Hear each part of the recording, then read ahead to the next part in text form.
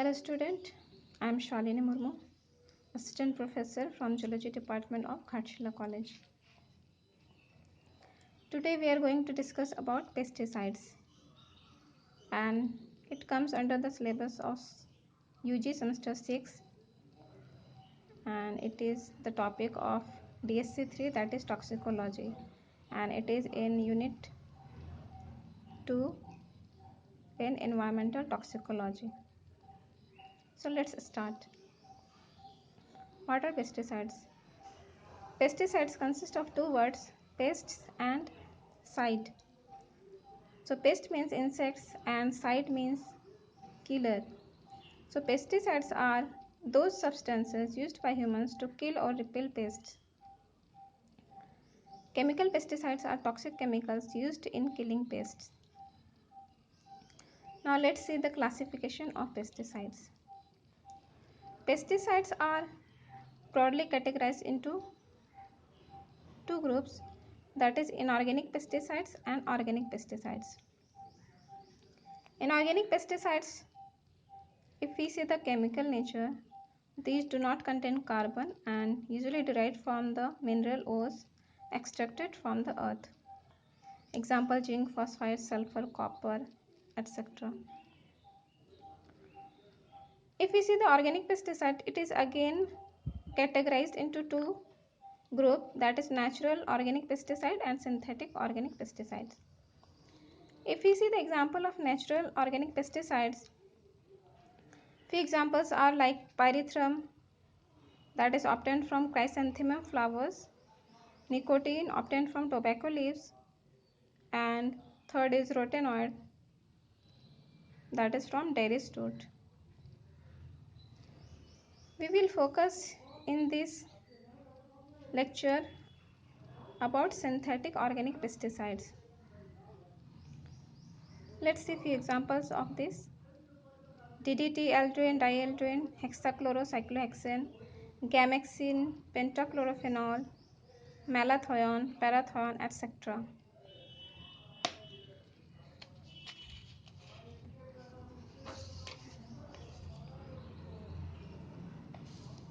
Now let's see its further classification on the basis of killing particular organisms. So on the basis of killing particular organisms, pesticides can be grouped into following branches, like insecticides, herbicides, fungicides, nematicides, rodenticides, molluscicide, and pesticide. Insecticides kills insects, herbicides kills weeds, fungicides kills fungal pathogens, nematicides are used for killing the nematodes, rodenticides are used for killing rodents. Similarly, molluscicide is used for killing mollusk and pesticide is used to kill fishes of unwanted species. So insecticides are chemicals used to control insect pests, and insecticides have played a major role in protecting agricultural yields. Some synthetic organic insecticides are organochlorines, organophosphates, benzene derivatives, carbamates, pyrethroids. We will discuss about these one by one. So let's first start with organochlorines. These are basically organic compounds that have been chlorinated. These have very low biodegradation and get accumulated in environment, posing serious problems.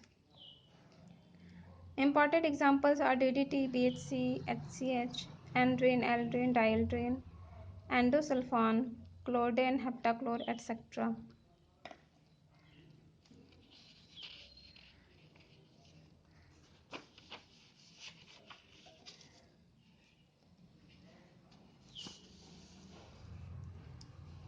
Let's see some more points regarding the organochlorines.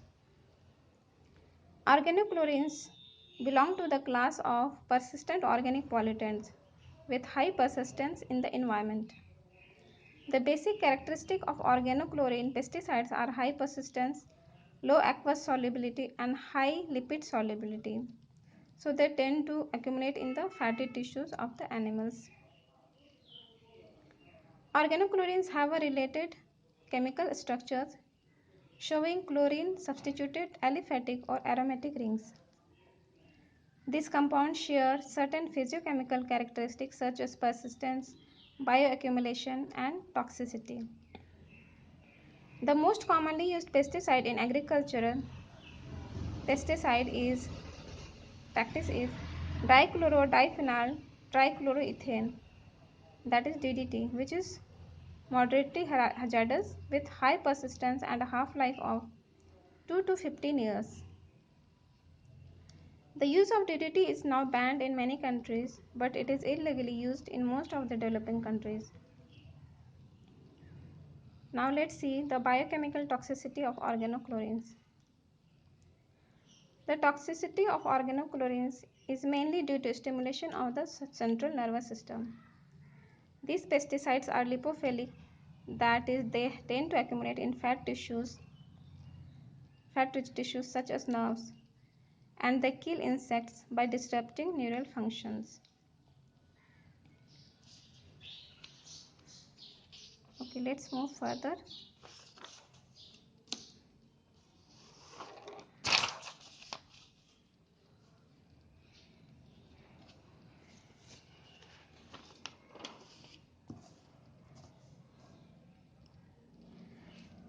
Now let's see the effect of organochlorines in humans.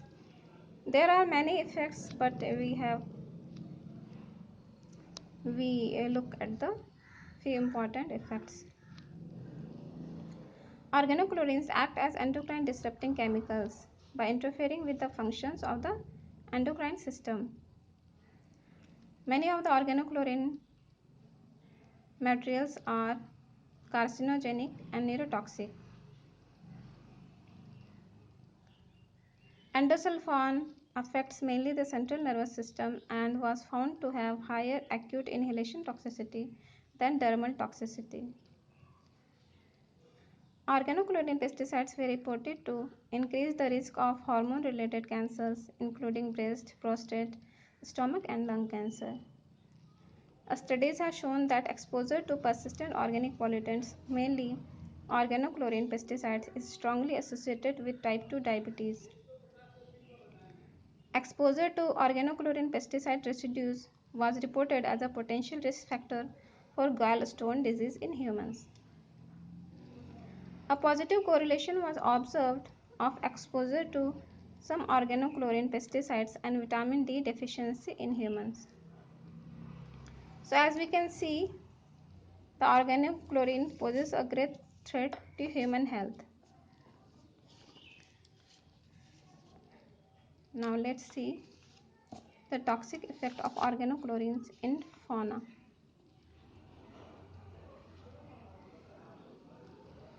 Wild birds are of great importance to the ecosystem. Decline in the bird community serves as an indicator of environmental pollution. The range of chemical effect on adult birds covers acute mortality, sublethal stress, reduced fertility, suppression of egg formation, eggshell thinning, and impaired incubation and chick rearing behaviors. The level of organochlorines in seabird eggs were indicated by forming a deposit of pollutant in the body, thus serving as a useful indicator of environmental contamination. The peregrine falcon disappeared completely from the eastern USA as a result of DDT poisoning. Birds are especially vulnerable because DDT, that is dichloroethane, act as hormones. The hormonal changes affect calcium metabolism and result in production of thinner eggshells, with a consequently high loss of egg through breakage. It would be years before scientists recognized that DDT not only kills insects but had much wider impact in the environment. In 1962, Rachel Carson's book Silent Spring was published which described the devastating effect of DDT on bird population. So the use of pesticides, and in this case organochlorines, not only pose threat to humans but also on the environment and the on ecosystem. uh, Student, one thing you should also know that Stockholm Convention on POPs, which is a global treaty to protect human health and environment from chemicals that remain intact in the environment for long period of time, such as organochlorines. It was adopted in 2001 and entered into force in 2004. And this treaty requires its parties to take measures to eliminate or reduce the release of POPs into the environment. So after that, many organochlorines were banned for use in the agriculture and other practices, but still they are illegally using in many countries. So that's it, student, for today. We will continue. Thank you.